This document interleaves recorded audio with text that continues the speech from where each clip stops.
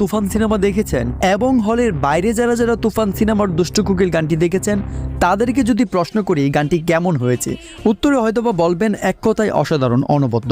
কারণ তুফান সিনেমার দুষ্টু কোকিল গানটি এই মুহূর্তে বাংলাদেশের নাম্বার 1 ট্রেন্ডিংয়ে আছে, কিন্তু অধিকাংশ মানুষই জানে না কিভাবে হয়েছিল এই গানের শুটিং।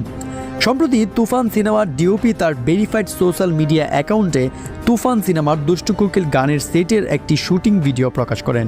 ভিডিওতে দেখা যায় সুপারস্টার শাকিব খান এবং কলকাতার নায়িকা মিমি চক্রবর্তী দুষ্টু কোকিল গানের কাস্ট পরে পারফর্ম করছে এবং ক্যামেরাম্যান সেটি রেকর্ড করছে তার ক্যামেরার মাধ্যমে। ভিডিওটি দেখতে বেশ রোমাঞ্চকর এবং দারুণ লাগছিল।